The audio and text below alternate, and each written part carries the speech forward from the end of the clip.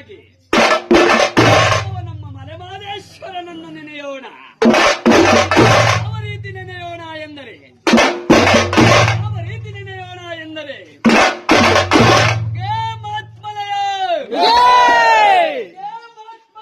ಉಗೇ ಮಹಾತ್ಮಲಯ. ಕಂಸಾಳೆ ಮೊಳಗುತ್ತಿದ್ದೆ, ಹುಲಿ ಕಡಿ ಕೂಗುತ್ತಿದ್ದೆ. ಕಂಸಾಳೆ ಮೊಳಗುತ್ತಿದ್ದೆ, ಹುಲಿ ಕಡಿ ಕೂಗುತ್ತಿದ್ದೆ.